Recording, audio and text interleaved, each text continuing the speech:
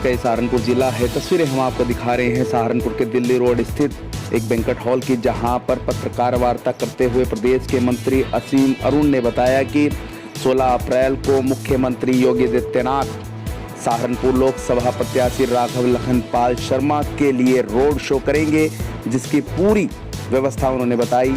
सुनाते हैं हम क्या कहा मंत्री असीम अरुण ने। ब्यूरो रिपोर्ट, नए परिक्रमा न्यूज, सहारनपुर, उत्तर प्रदेश।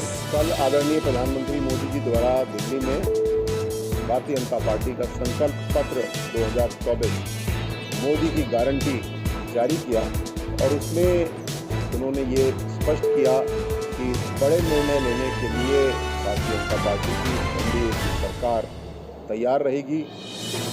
हमने आदरणीय प्रधानमंत्री जी ने सबसे अनुरोध किया है कि इस संकल्प के माध्यम से हम अपना एजेंडा प्रस्तुत कर रहे हैं। उत्तर प्रदेश सहारनपुर के सम्मानित नागरिकों से अनुरोध है कि भारतीय जनता पार्टी को अपना समर्थन दें, अपना वोट दें। जो बड़े कार्य भारतीय जनता पार्टी एनडीए की सरकार करना चाहती है, उसमें सबसे पहले सुशासन के लिए जिस प्रकार आपराधिक कानून में परिवर्तन किया गया है, उसी प्रकार जो नागरिक संहिता है उसमें समानता लाई जाएगी। जब देश में सब नागरिक बराबर हैं तो सबके अधिकार, सबकी जिम्मेदारी भी सिविल कानून के हिसाब से, पारिवारिक न्यायालय के हिसाब से भी बराबर होना चाहिए। इसके लिए काम किया जाएगा। साथ साथ ऐसा अनुभव किया गया कि पूरे साल चुनाव होते रहते हैं, कभी लोकसभा का, विधानसभा का, नगर निकाय का, ग्राम सभा का, तो इसको व्यवस्थित करने के लिए एक वन इंडिया वन इलेक्शन की व्यवस्था लाई जाएगी, जिसमें लगभग 6 महीने में सारे चुनाव हो जाएंगे और फिर 4.5 साल सब मिल करके अपने अपने वादों को पूरा करें, सुशासन को आगे बढ़ाएं। इसके लिए काम किया जाएगा। उत्तर प्रदेश में कानून व्यवस्था को मजबूत करने के लिए बहुत सारे काम हुए। कानून व्यवस्था बहुत सुदृढ़ हुई, लेकिन इसको अब अगली ऊंचाई पर लेकर के जाना है। राष्ट्रीय स्तर पे मोदी जी ने इस संकल्प को लिया है कि पुलिस को और अत्याधुनिक करने के लिए, वैज्ञानिक विवेचनाओं के लिए नए वैज्ञानिकों को लाना है, वैज्ञानिक प्रयोगशालाएं बनानी है और नए सिस्टम बनाना है। जो पुलिस चार्जशीट कोर्ट में प्रस्तुत करती है, उसको और तेज़ करने के लिए ई कोर्ट्स की मिशन मोड पे व्यवस्था की जाएगी, जिससे जो पुराना बैकलॉग है विवेचनाओं का, न्यायालय का, वो जल्दी से जल्दी दूर हो और जो नए मुकदमे कोर्ट में आ रहे हैं वो सालों नहीं महीनों के अंदर डिस्पोज हों और तारीख पे तारीख की जो व्यवस्था बन गई थी उसको दूर किया जाए। तो इस प्रकार सुशासन के लिए काम किया जाएगा। गरीब कल्याण के लिए 25 करोड़ लोगों को, परिवारों को हम लोग गरीबी से बाहर निकालने में सफल हुए हैं। इसको आगे बढ़ाया जाएगा। जो मुफ्त राशन की व्यवस्था है, इसको 5 साल के लिए आगे बढ़ाया जाएगा। वृद्धावस्था पेंशन जो है उसको बढ़ाया जाएगा और 70 साल के ऊपर के उम्र के सभी वरिष्ठजन, चाहे वो जिस भी आय वर्ग के हों, जिस जाति समुदाय के हों, उनको आयुष्मान कार्ड की व्यवस्था दी जाएगी। सर, भाजपा अपने हिसाब से समीकरण देखती है, उसके बाद टिकट देती है। 2019 के चुनाव में भाजपा ने ये सीट यहाँ से खो दी थी, तो इस बार ऐसे क्या समीकरण हैं जो आप 400 पार का जो है लक्ष्य बताएं? जी, भारतीय जनता पार्टी सबसे पहले विकास की बात को देखती है और जो विकास कार्य पिछले 10 साल में केंद्र के माध्यम से और 7 साल में प्रदेश के माध्यम से किए गए हैं, वो आज हमारे सबके सामने हैं। और उसकी वजह से क्या धर्म, क्या संप्रदाय, क्या जाति, सभी लोग भारतीय जनता पार्टी के पास आए हैं। सबका साथ, सबका विकास के दृष्टिकोण से जुड़े।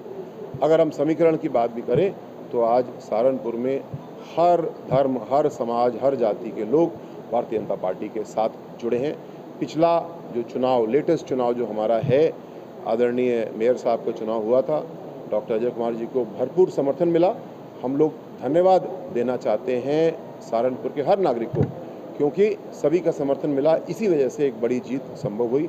और इस बार हमारे प्रत्याशी के लिए, आदरणीय मोदी जी के लिए मेरा अनुरोध भी है, मुझे पूरा विश्वास भी है।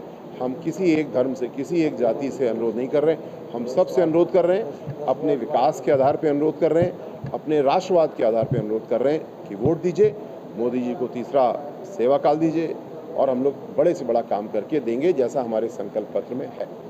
सर, राज्यसभा सांसद प्रमोद तिवारी जी ने एक आरोप भाजपा पर लगाया है कि ईडी की जो जांच है चल रही है, अगर वहाँ से चंदा मिल जाता है तो वो जांच वहीं 2014 में मोदी जी को जब जन समर्थन मिला तो सबसे बड़ा मुद्दा था भ्रष्टाचार।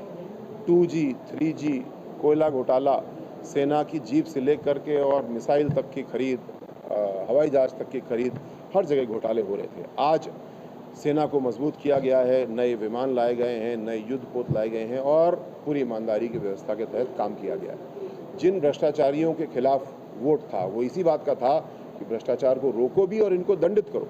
आज ये लोग दंडित हो रहे हैं, वो चाहे CBI के माध्यम से हो, चाहे ED के माध्यम से, सब कुछ न्यायालय के आदेश पे है।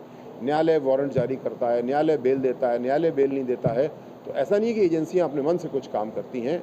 मैं भी पुलिस में रहा हूँ, एंटी टेररिस्ट स्क्वाड जैसे एजेंसी का हेड रहा हूँ, तो पुलिस अपनी विवेचना करती है, लेकिन निर्णय तो ये न्यायालय का होता है। और आज आप देखें, अगर केजरीवाल जी की गिरफ्तारी की बात करें तो हाई कोर्ट ने क्या बेल दी? हाई कोर्ट ने एक लंबा आदेश किया, उन्होंने कहा कि नहीं, ये गिरफ्तारी जो है सही है, इनके खिलाफ पर्याप्त साक्ष्य है। अब वो स्वतंत्र हैं, वो सुप्रीम कोर्ट भी जरूर जाएंगे, लेकिन हमारे न्यायालय कठोर कार्रवाई कर रहे हैं। और मुझे इस बात की भी खुशी है कि चाहे जिस भी रूलिंग पार्टी का व्यक्ति हो, चाहे ऑपोजिशन का व्यक्ति हो, हमारे न्यायालय पूरी तरीके से निष्पक्ष हैं, इंडिपेंडेंट हैं और हर एक के खिलाफ निर्णय दे रहे हैं। आप देखिए, क्या बीजेपी, क्या कांग्रेस, क्या सपा, जिस भी विधायक सांसद के खिलाफ अगर कोई मुकदमा था, हमारे MLA कोर्ट ने उसको सुना और अगर उन्होंने सही पाया, उन्होंने दंडित किया, उनकी सदस्यता भी भंग हुई और नए चुनाव भी हुए। रोजगार पर हमारी सरकार क्या निर्णय लेगी? क्योंकि अभी राहुल गांधी ने कहा है कि अग्निवीर जो बनाए गए हैं, अगर हमारी सरकार आती है तो हम उसको रद्द कर देंगे। रोजगार के संबंध में जो 25 करोड़ परिवारों को गरीबी से बाहर निकालने में हम लोग पिछले 10 साल में सक्षम हुए, इसका केवल एक कारण है क्योंकि गांव-गांव तक, शहर के गली-गली तक रोजगार बढ़ा। रोजगार MSME क्षेत्र की ओर से बढ़ा है। जो डिसऑर्गेनाइज सेक्टर था, हमने उसको संगठित ऑर्गेनाइज किया, उसकी वजह से बढ़ा है। सरकार में बड़े पैमाने में भर्तियां हुई हैं और आने वाले समय में रोजगार के अवसर और बढ़ेंगे। जो विदेश से निवेश आ रहा है, हमारे देश से अंदर इतना निवेश आ रहा है। एक सेक्टर की बात करूं तो एयरपोर्ट की, आज भारत ने 1000 विमानों का ऑर्डर प्लेस कर रखा है। महिला पायलट्स की बात करें तो सबसे बड़ी संख्या विश्व में महिला पायलट्स की आज भारत में है। ये 1000 नए जहाज आएंगे तो इनको कौन चलाएगा? इनका ग्राउंड स्टाफ कहाँ से आएगा? इनके अंदर जो एयर होस्टेस, स्टूवर्ड होते हैं, वो कहाँ से आएंगे? ये हमारे युवा साथियों को नौकरी मिलेंगी और उसके लिए स्किल डेवलपमेंट मिशन के ज़रिए एक बहुत बड़ी टीम तैयार की गई है, जो भारत में भी काम कर रही है, विदेशों में जाकर के भी काम कर रही है। और भारत की जो युवा शक्ति है, प्रशिक्षित है, शिक्षित है, आने वाले समय में यही हमारी सबसे बड़ी शक्ति के रूप में सामने आएगी, देश को विकसित देश बनाने में अपना योगदान करेगी। सर, एक आखिरी सवाल।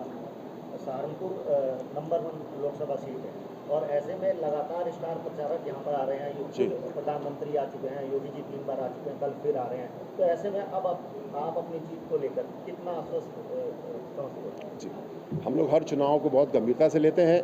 सहारनपुर का चुनाव जो है वो बहुत ही बेहतरीन परिणाम देने वाला होगा, लेकिन क्या हम कछुए की तरह दौड़ेंगे या खरगोश की तरह?